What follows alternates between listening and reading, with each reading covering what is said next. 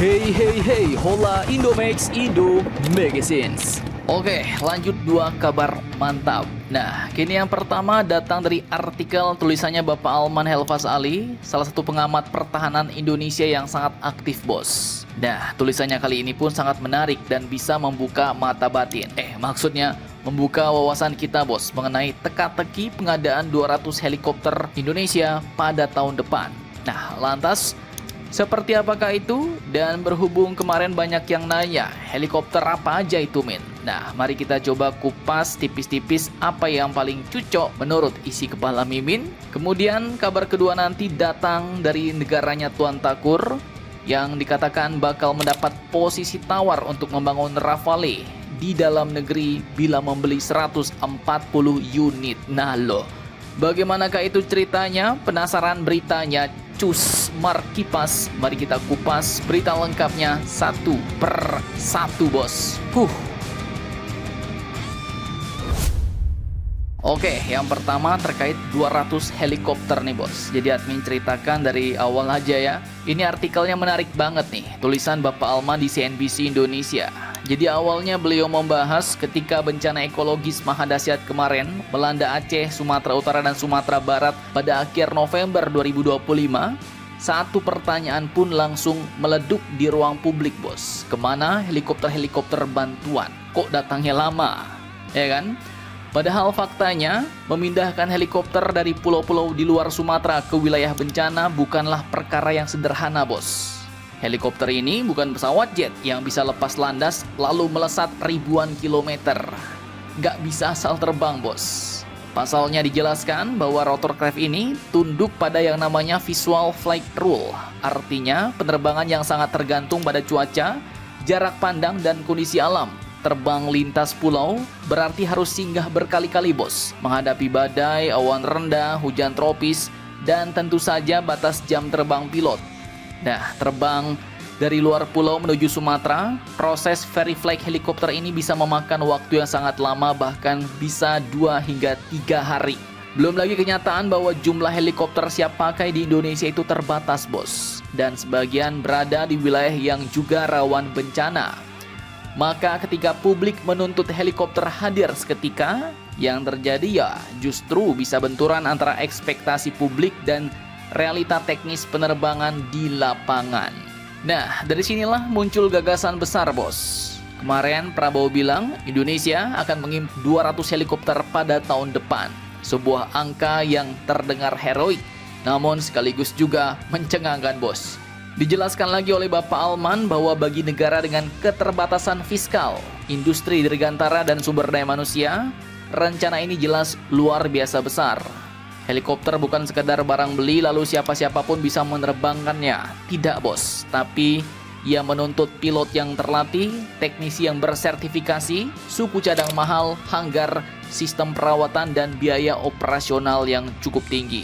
Bahkan mungkin negara maju pun berpikir 2 kali untuk mengelola armada sebesar itu.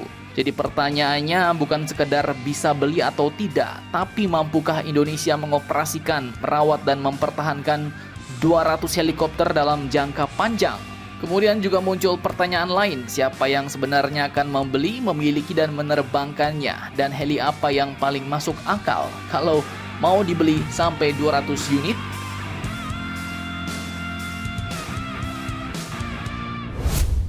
Oke, dijelaskan oleh Bapak Alman, hingga kini rencana impor 200 helikopter masih abu-abu, bos, secara kelembagaan. Jadi maksudnya apakah ini program Kementerian Pertahanan, Basarnas, ataukah BNPB? Atau justru 200 unit ini adalah gabungan dari ketiga kementerian tersebut dengan anggaran masing-masing? Selama ini, Kemhan dan Basarnas memang memiliki helikopter sendiri, bos. Tapi BNPB selama ini mengandalkan skema wet lease alias sewa untuk operasi bencana. Maka kini muncul pertanyaan baru, apakah rencana ini akan menjadikan BNPB memiliki armada permanen? Nah, itu yang masih belum jelas. Kemudian juga sudah bisa dipastikan bahwa rencana 200 unit helikopter ini bukan untuk satu jenis helikopter saja, bos. Melainkan ada peluang besar merupakan paduan dari helikopter baru dan bekas helikopter ringan hingga berat sesuai misi untuk lift dan logistik bencana. Nah, di sini dalam artikelnya beliau memang tidak menjelaskan heli apa yang cocok atau yang bakal dibeli Indonesia. Tapi menurut isi kepala Mimin, menurut opini Mimin ya, mungkin berikut adalah beberapa helikopter yang paling mantap dan cukup realistis bos kalau mau dibeli. Nah, yang pertama kalau untuk heli angkut berat. Nah, kalau mau heli baru ya mungkin admin lebih ke arah CH-47F Chinook bos, daripada Milmi 26 ya kan. CH-47F Chinook ini bisa jadi pilihan yang paling ideal karena punya daya angkut besar, reliabilitasnya tinggi dan sudah terbukti di operasi kemanusiaan global. Kemudian kalau mau cari dari Rusia, beli mungkin bisa Mi-17V5. Karena apa? Karena workhorse-nya yang sudah akrab dengan medan di negara kita Indonesia, dan ini juga sering disewa oleh BNPB bos. Kemudian dari Italia ada AW189. Nah, ini yang modern, efisien, dan cocok untuk operasi SAR dan medis. Lanjut juga mungkin Cucok H225M Caracal. Ini jelas heli multi-role dan sudah terbiasa di Indonesia dan tahan dengan kondisi ekstrim. Kemudian khusus untuk heli Chinook tadi, ini admin rasa momennya juga pas nih bos untuk menyeimbangkan neraca dagang yang kemarin sempat diancam Amerika pakai tarif tinggi bos. Jadi daripada kita membeli jet tempur mahal seperti F-15, 50 pesawat Boeing atau pesawat maritim Poseidon yang berbiaya tinggi, nah salah satu opsinya helikopter angkut Chinook ini justru mungkin lebih relevan dengan kebutuhan Indonesia jika konteksnya terkait bencana, logistik, dan konektivitas bos. Kalau menurut kalian bagaimana nih? Nah, ini Mimin ceritainnya baru sebagian dari artikel. Untuk lengkapnya kalian bisa baca langsung tulisannya full di CNBC Indonesia biar lebih puas. Mantap, mantap, jos.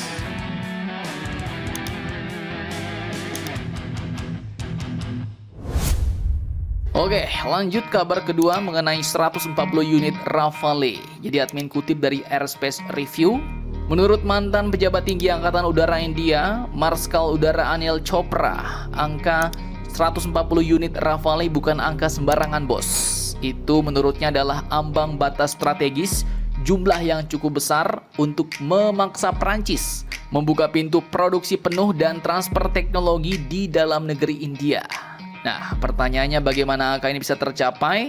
Skenarionya disebutkan 114 Rafale untuk program MRFA Angkatan Udara India, ditambah dengan 26 Rafale M untuk Angkatan Laut India bos. Jika digabung, jumlah ini pun katanya layak secara ekonomi dan industri untuk membangun jalur perakitan Rafale secara utuh lengkap di India. Sejalan dengan program ambisius Make in India. Nah, kemudian ini pun nggak cuma sekedar ambisi belaka bos. Tekanan bagi India pun sebenarnya juga sangat nyata. Jadi hingga akhir 2025, Angkatan Udara India hanya memiliki 29 skadron. Dan itu jauh di bawah kebutuhan ideal mereka, 42,5 skadron. Sementara itu, Tiongkok sudah mengoperasikan hampir 400 jet siluman J-20. Wah, ngeri juga nih bos. Kemudian Pakistan melaju cepat dengan J-10C berpeluru PL-15, kemudian upgrade F-16, hingga rencana akuisisi jet tempur generasi kelima dari Beijing J-35 bos. Nah, dalam kondisi seperti itu, Rafale pun dianggap bisa jadi solusi cepat sekaligus strategis, bukan hanya untuk menutup celah kekuatan udara, tapi juga untuk mentransfer kemampuan industri pertahanan tingkat tinggi ke India. Apalagi Safran katanya sudah membangun fasilitas MRO mesin Rafale di Hyderabad, dan proyek pembuatan badan pesawat di India telah berjalan. Jadi jika kesepakatan 140 unit ini terwujud, India bukan lagi sekedar jadi pembeli Rafale, melainkan jelas mereka bakal jadi produsen utama Rafale di Asia dengan posisi tawar yang tak bisa diabaikan oleh siapapun. Mantap, mantap, jos.